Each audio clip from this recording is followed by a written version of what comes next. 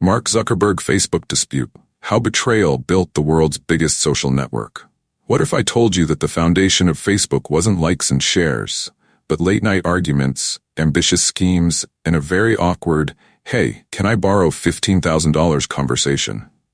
How does a friendship so promising unravel into legal warfare? Why would a co-founder of Facebook wake up to find his ownership stake slashed to a fraction? In this video, we'll peel back the layers of their partnership, the high-stakes drama that led to Eduardo's fall, and the epic battle that turned boardrooms into battlegrounds. Was Eduardo Saverin naive? Was Mark Zuckerberg ruthless? Or was it just business? Plain and simple. Stick with us to find out the truth behind one of tech's most legendary disputes.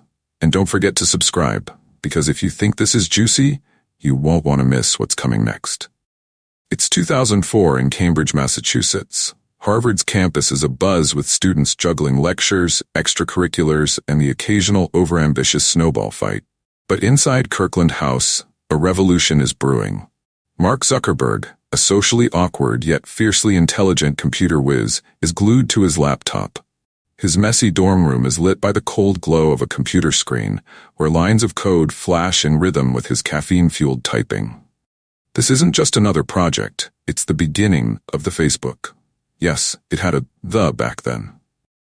In the next dorm over, Eduardo Saverin, a polished, suit-loving finance major, is crunching numbers. While Mark dreams of digital empires, Eduardo is meticulously calculating the funds needed to keep the servers running. With $15,000 of his own money on the line, Eduardo is as invested, emotionally and financially, as Mark. Together, they're a team built on trust and ambition, or so they thought. To understand how this friendship unraveled, we need to delve into Eduardo's roots. Born into a wealthy Brazilian family, Eduardo Saverin grew up in São Paulo with the proverbial silver spoon.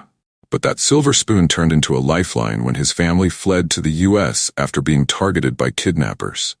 Landing in Miami, Eduardo became the quintessential immigrant success story, excelling in academics and eventually landing at Harvard. Eduardo was sharp, driven, and dependable. The kind of friend you'd call if you needed a quick loan or a wingman for a high-stakes poker game. His knack for numbers made him the perfect partner for Mark's sprawling vision of a connected world. Meanwhile, Mark Zuckerberg had his own path to genius. Raised in White Plains, New York, Mark's childhood was steeped in technology.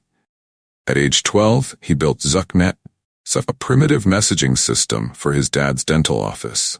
By the time he got to Harvard, he was already a legend for his coding skills and occasional pranks like FaceMash, a site that ranked Harvard students based on attractiveness. Mark wasn't the most social person in real life, which is probably why he was so obsessed with creating digital connections. While Eduardo envisioned steady business growth, Mark dreamed of global domination, and therein lay the seeds of their conflict. When the Facebook launched in February 2004, it was an instant hit among Harvard students. The site quickly expanded to other Ivy League schools, fueled by Eduardo's funding and Mark's relentless coding. Eduardo's financial contributions covered the servers and infrastructure, while his connections secured early advertising deals. For a brief moment, they were the dream team. But as Facebook's popularity exploded, so did tensions between the co-founders. Eduardo wanted to monetize the site through ads, a sensible short-term strategy. Mark, however, saw ads as a distraction. He was playing the long game, envisioning Facebook as a global empire, not a quick cash grab. Enter Sean Parker, the charismatic and controversial co-founder of Napster, who would become the catalyst for Eduardo and Mark's fallout. Sean Parker was a tech world rock star, a visionary who knew how to spot a goldmine. When he saw Facebook, he didn't just see a social network, he saw the future of communication. Parker quickly became Mark's mentor, persuading him to move Facebook's operations to Silicon Valley. Under Parker's influence, Mark began to see Eduardo not as a co-founder, but as a liability. Eduardo's conservative approach clashed with Parker's aggressive vision for growth. Meanwhile, Eduardo stayed in New York, working on ad deals while Mark and Parker plotted Facebook's global domination from Palo Alto. By 2005, Eduardo had grown increasingly frustrated with Mark's decisions.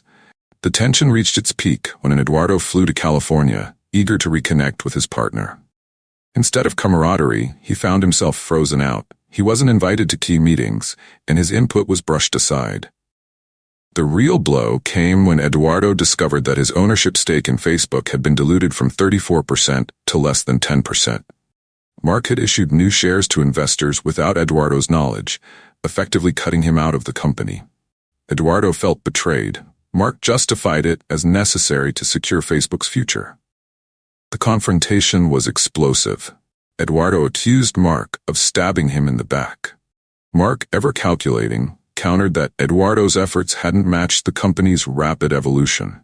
It was the end of their friendship and the beginning of a legal battle that would captivate the world.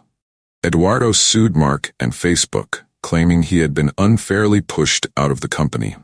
The lawsuit pulled back the curtain on the messy internal dynamics of Facebook, turning the once inseparable friends into bitter adversaries. Mark's legal team painted Eduardo as an absentee co-founder who didn't understand the tech world.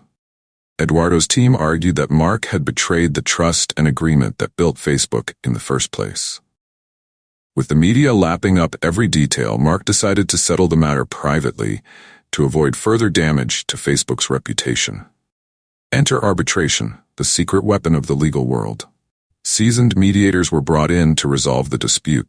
Eduardo demanded recognition and compensation, while Mark fought to retain control of his creation. In the end, Eduardo walked away with a hefty settlement rumored to exceed $500 million. His title as Facebook co-founder was restored, and he retained a small stake in the company. Mark kept the reins of Facebook, ensuring its meteoric rise. Lessons learned. Friendships need contracts.